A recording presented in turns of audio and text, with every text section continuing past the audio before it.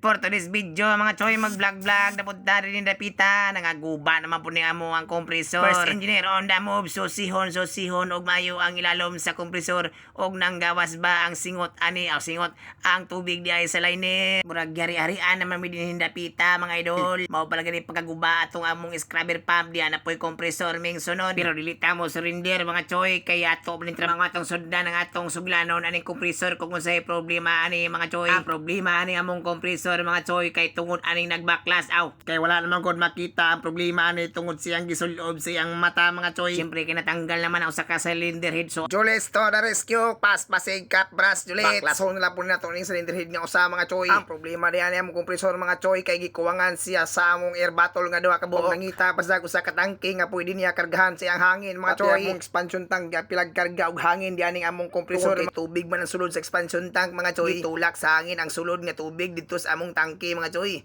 og nagbaha ang among engine room. Og sa mga wala pa maka-experience ngani nga mga problema mga choy, so tutuki og tanawa og isulod sa utok kini nga problema ning among kompresor mga choy.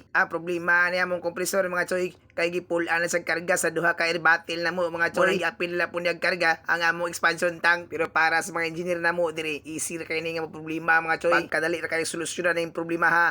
Ang atong buhaton na ni mga choy, atong bayloon ang air bottle ug ang expansion tank mga choy. Pero ang problema ginani nga tinuod mga choy, ang sakit niya nga magpataka na lang sa karga og mga tangke mga choy. Amo mo tani produkturan mga choy, kaso ang kurahe mo gud diri sa lawod base na sakit ani niya amnesia. Mao nakalimot siya kung saan tangkiha ang kargahan niya hangin mga choy. Tawang tinod sakit ani mong kompresor mga choy kay kining gasket nga kaptan sa among first engineer. Napangag naman gud ang gasket ani among barbula. Sa mga samong kauban nga si Peter nga pangag sa kadugayon nga pag-angay ani among gasket ani nga among barbula mga choy, na pangag na taon siya. Mga syempre Julius to the rescue na bunta ni mga choy. Santa ning kapras para malimpyo kini atong cylinder head. Kung limpyuhan mga choy na din hidapita ang leaking sa atong tubig. Ug sa mga wala pa ka experience og taod sa cylinder head gasket ani atong kompresor mga choy. Klarohon gani niyo mga choy para dili mo magkabaliktad og naong sa imong kauban. Aron dili mabaliktad ang gasket diay mga choy. Kay mao ni hinungdan imbis kay hangin ra ing karga sa imong tangke mga choy, apil na ang tubig ug karga sa imong air bottle. Lilas sa usa gamay mga sir kay nagpaabot patas deliver sa atong cylinder head. Og sa dihang miabot na ang gi-deliver nga cylinder head mga choy. Syempre unboxing na tani sa atong cylinder head nga gi-deliver. Og daghang salamat sa Shopee og sa rider nga nag-deliver ani among cylinder head diri sa barko. Bisan sa kalayo sa among lugar, iabot gyud ang rider dinhi deliver para solbo lang among trabaho. Bag-o nga cylinder head amoy kabit ani among kompresor mga choy. Kay dili ra gyud lalim ning magbakcha ba atong trabaho. Syempre para sigurado way leaking ang among trabaho. Butang taw gasket maker ani atong cylinder head gasket mga choy. Kung dili na nato langanon itong trabaho ato ni pass forward na nga atong video mga choy. Og sa dihang nakabit na atong mga cylinder head, syempre ang pinakalas nato siguraduhon ani mga choy ay ang torque na pud ani atong mga cylinder head.